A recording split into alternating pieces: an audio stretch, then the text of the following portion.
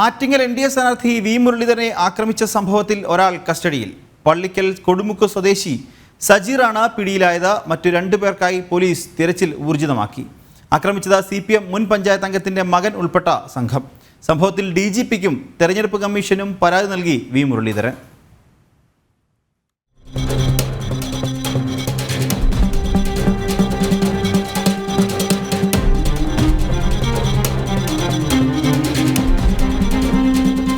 NDA സ്ഥാനാർത്ഥി V Muraleedharan നൽകിയ പരാതിയുടെ അടിസ്ഥാനത്തിലാണ് പ്രതിയെ കസ്റ്റഡിയിലെടുത്തത്. പള്ളിക്കൽ കൊട്ടിയമുക്ക് സ്വദേശി സജീറാണ് പിടിയിലായത്.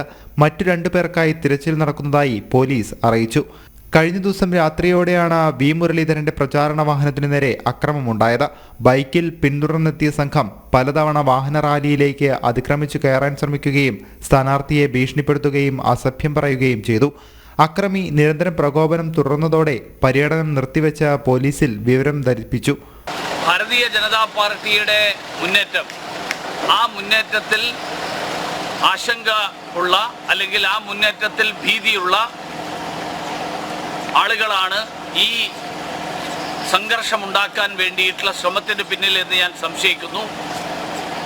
ഭാരതീയ ജനതാ പാർട്ടിയുടെ പ്രവർത്തകർ സംയമനം പാലിച്ചുകൊണ്ട് പ്രകോപനങ്ങളിൽ പെടാതെ ഈ പ്രചരണം മുന്നോട്ട് കൊണ്ടുപോകും എന്ന് ഈ അവസരത്തിൽ പറയാൻ ആഗ്രഹിക്കുക. തുടർന്ന് സ്ഥലത്തെത്തിയ പള്ളിക്കൽ പോലീസിനെ വിവരങ്ങൾ ധരിപ്പിച്ചു. അരമണിക്കൂറിലധികം നിർത്തിവെച്ച പ്രചാരണ യാത്ര പോലീസ് സുരക്ഷയിൽ പുനരാരംഭിച്ചു. സംഘത്തിൻ്റേത് ആസൂത്രിത നീക്കമെന്നാണ് BJP പ്രാദേശിക നേതൃത്വം വ്യക്തമാക്കുന്നത്. CPM മുൻ പഞ്ചായത്ത് അംഗത്തിന്റെ മകൻ ഉൾപ്പെട്ട സംഘമാണ് ഇതിന് പിന്നിലെന്നും BJP ആരോപിക്കുന്നു. കഴിഞ്ഞ ലോക്സഭാ തെരഞ്ഞെടുപ്പിൽ NDA സ്ഥാനാർത്ഥി ശോഭാ സുരേന്ദ്രന്റെ വാഹനജാഥയെ പള്ളിക്കൽ വെച്ച് ആക്രമിച്ച സംഘത്തിലുള്ളവരാണ് മൂവർ സംഘമെന്നാണ് BJP വ്യക്തമാക്കുന്നത്.